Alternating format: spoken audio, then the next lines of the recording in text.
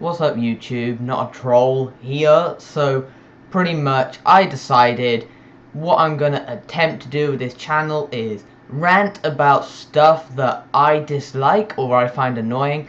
Whether you guys enjoy this or not, feel free to tell me, because then I can know whether I'm wasting my time and people aren't gonna have fun. But to be honest with you, I'm doing this to get some steam off my chest and, you know, just it's a bit of fun. It's a bit of fun for me. But anyway, feel free to tell me your thoughts, anyone out there who ends up finding this video. So today I am going to be ranting about why I hate the new Mortal Kombat 10. Now, before you say, what the hell, you hate the game? No, I don't necessarily hate the game.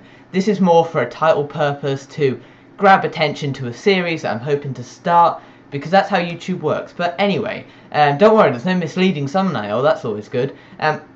So pretty much, I don't hate the game, I have fun with the game, but when you look at this version, you look at what's wrong with it, you compare it to Mortal Kombat 9, there are big differences that I think somebody should talk about, and you know, this isn't right, we don't deserve this, we deserve better. So pretty much, I'm not going to talk about good things because this is a rant. I can say, oh, well, the game looks good, you know, that's always good, but you people know that, you're not stupid, so I'm not going to talk about that. I'm going to talk about the things that I hate about Mortal Kombat, although I do have fun with the game. So, first of all, I want to talk about towers. Now, there might be some gameplay in the background, who knows, maybe, maybe not, see if I can be asked, see if people, I don't know. Yeah, usually these kind of things you just listen to. But anyway, so pretty much I just want to start with towers. So Mortal Kombat 9 had an incredible, you know, challenge tower that you would go through like 100 floors. It was really fun, it was really awesome, I really enjoyed it.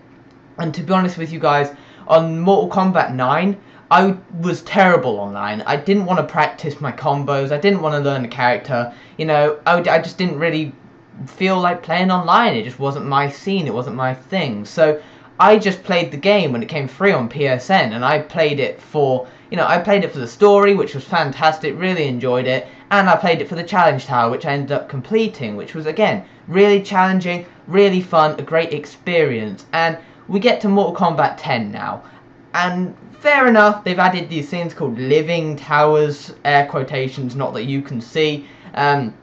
These things, you know, I think they just changed, but to be honest with you guys, the main reason that towers were a thing is because of the challenge tower. That was what towers were. The rest was just like series of 10 opponents that you fight. That was standard. That was like just a normal game thing. Okay, I'll just fight these 10 opponents and finish, you know, this little set. But the challenge tower has literally been removed. Not only is this incredibly lazy, it is a terrible decision and a step backwards. When you are trying to make, you know, Mortal Kombat 9, the previous version, right? Mortal Kombat 10, you should improve on stuff that was wrong in Mortal Kombat 9 and make a better game.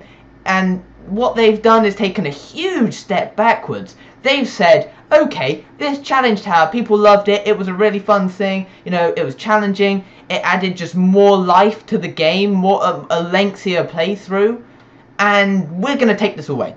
Why are we going to take this away? I don't know. I don't know. Why would we not take this away? It's a terrible idea. You know, people love it, so why would we have it in the game?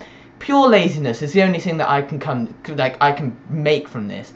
Why would they take this out? There is literally no reason to be like, okay, this extra content in the game, let's not do it because we can't be asked. That's pretty much what I got from it. Or maybe it's paid DLC, because that's always fun. You know, it's generally annoying. It's pretty annoying. Next, so challenge tower is pretty much the first point where I hated the game. Like, come on, seriously. Why would you take it out? We're going forward, not backwards. You know, it was great. And if you did, even if you didn't like challenge tower, the fact that it's not in the game anymore, it doesn't affect you. You should still feel the pain. We deserve better as consumers, as people who have paid 50-something quid for this game. We deserve a better experience than what they've given us. We don't deserve a lazy, I can't be asked to make a challenge tower. That's not what a studio should be like. Anyway, number two is not necessarily the netcode, but probably the netcode. Now, I'm not an expert on these online things, but I have played enough games to tell you that the online is some of the laggiest shit I've ever played in my life. Like, I heard Mortal Kombat 9 was bad, not that I have any experience with that, because I never went online. But in this version, I was like, yeah, I'm going to practice some combos, you know, guys. I'm in the lab, I'm practicing some combos, it's really cool. You know, we're checking out, oh, wow, look at this Takeda combo, you know, it's going well, everything's going well. I go online, what do I find? A laggy ass just system in general. You know, I spend like 40 minutes having fun in practice mode, getting ready to, you know, smash some fools online. And what do I get? I get a shit netcode. And to be honest with you guys, this sounds incredibly self-righteous and, you know, I'm better than everyone. But I'm going to be perfectly honest with you. If you have a crap connection, this is my plea to you. Uninstall the game and never go back to it. Or don't go online. Because I pay a lot of money for my connection and my connection's good. Why should I have to go online and be dragged down by other people's bad connections? And I know there's people with good connections, but do you know how rare it is on that game? I have looked in the room, and for God's sake, when you're in a room and you're trying to see people's ping and the bars aren't showing up to nothing, that's either telling me that the system's shit and it doesn't work, or the fact that it's literally everyone has such bad ping. It's ridiculous. And it makes it worse, right? I went against the Sub-Zero. With the Sub-Zero, you can just spam ice balls, right? With a laggy game, am I expected to be able to fight against that, you know? It's painful. So either, one, the netcode is pure shit, or the amount of people playing the game is just unbelievable who have McDonald's Wi-Fi, you know? If you're at McDonald's and you're playing the game, stop. Because you're bringing people who actually pay money for their connection. If you can't afford a connection, I'm sorry. Doesn't mean you should bring me down, because I can. You know, I work hard for my money. And even if you can't find a job, blah, blah, blah, all this crap, blah, blah, can't afford, I'm on the streets playing Mortal Kombat from Wi-Fi, bloody McDonald's. You get the idea. It's not fair that me with a good connection has to be connected to lower connections to kind of balance things out. And why can't they just connect me to someone with a good connection and connect the people with lower connections together? Because then everybody's happy, right? They get to play with their bad connection that they're going to play with every other game, and I get to play with my good connection, you know? I'm sure there's going to be two sides on that. People with good connection will feel my pain. People with bad connection will say something along the lines of, but I want to play the game, you know, it's just, give me something. Like, and to be honest, again with online, what is people's problem? Like, I swear, people just pick flipping, they either pick Scorpion, or they hear about a good character and go, I'm gonna pick this character. If you want to be a good online, just listen for this bit. If you want to be good online, you have to practice with a character you feel comfortable with. Don't just go search up top tier characters.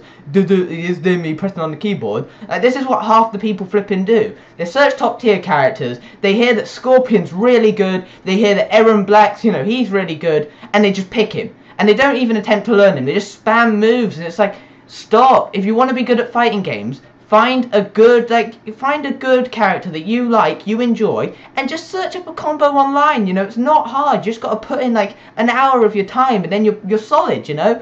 Most of this game is about blocking. If you can learn block strings, you're perfectly fine. But I can go into another video on how to learn shit if people want that. But anyway, so that's pretty much the online section. To be honest with you, it's pretty trashy. It's pretty flipping bad. But hopefully they can update this stuff, you know. This can all be changed. This can be fixed eventually.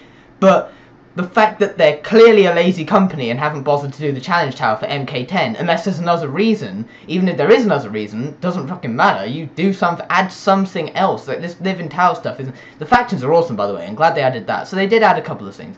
Anyway, so online, it's a pretty bad experience right now. Hopefully it'll get better in the future. So number two is the fact that number three. Number three is the fact that the Mortal Kombat story, is it just me, or was this story literally half the length of Mortal Kombat 9's? And not only was it shorter, in my opinion, I'm pretty sure it felt shorter, but it was nowhere near as good. You know, when you have the other one and you have Shao Kahn at the end, you know, you have that epic boss fight. Not only that, the story is just actually has some kind of grounds, you know, they're doing Mortal Kombat. This one just did not feel good to me. I enjoyed it, definitely enjoyed it, not gonna lie, but I felt like it could have been better. But whether that was possible or not, I don't know. But the story was very mediocre at best, and I'm going to be perfectly honest there. The only other thing I have worries and concerns about is the fact that they had a pre-order character, which again can be bought online, which is Goro.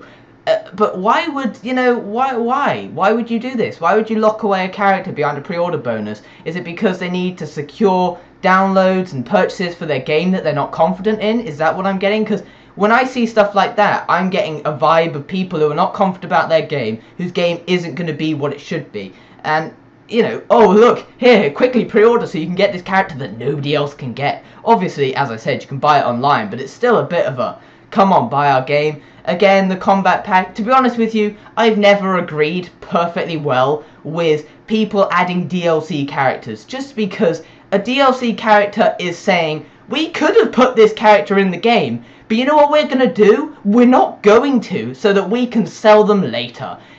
Characters like Jason, okay, that's fine, but I have a feeling that they're going to bring out characters like Rain, they're going to bring, who knows, Baraka back, they're going to bring us some of these characters from MK9, and they're not going to be free. They're going to want you to purchase the Kombat pack or purchase these characters individually, which is not cool. Finish your game, add the characters. Oh, here's another thing, by the way. Like, I'm not saying I want a character roster of 1,000, I'm not saying that but the more characters you can have in a game, the more variety, obviously the more effort, which is probably why there isn't characters for balancing and such, and moves and etc, etc. But why in hell's name would you take out characters like Baraka, Noob, Cybots, like even just, fair enough, I can understand taking out some of the cyborgs just because they were an Mortal Kombat 9 thing.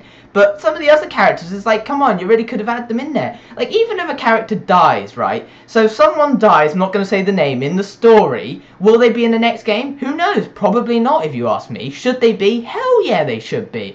Don't take out a character just because they died in a previous game. I'm just saying these characters should be in, even if there's a character that is never used. There is a character out of 50 that is never used. We're going forward, we're not going back. Stop taking out characters.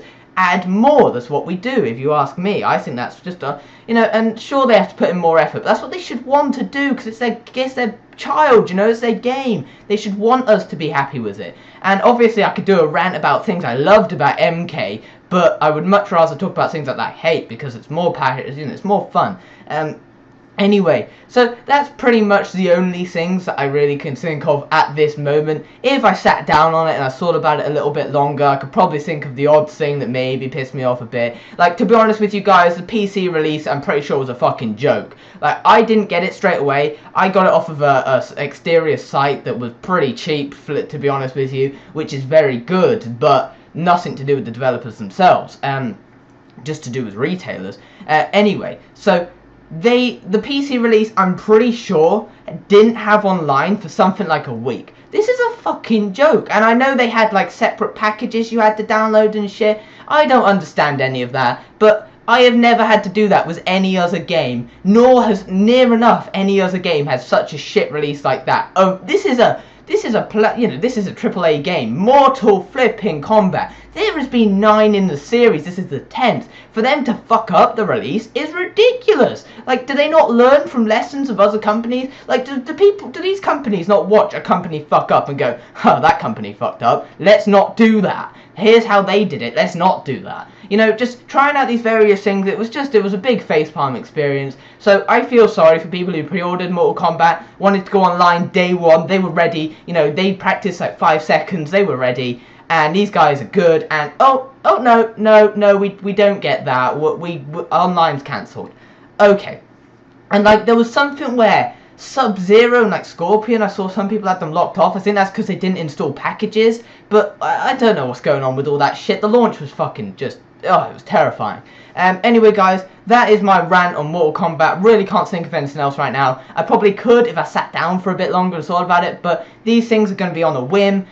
Here's something I'm pissed off about. If there's something you think I could do a good rant about, if you enjoyed this, if you disagree with me, feel free to leave a comment. Even if I disagree with you, I will thumbs up your comment to tell you that I read it. Will I reply? If I can be asked. Simple as. Yeah, not going out of my way to do anything. This is a rant. If you enjoyed it, again, tell me anything. Love to rant on some more stuff. Feel free to let me know. So, Notatroll signing off. Subscribe if you enjoyed. See you guys later.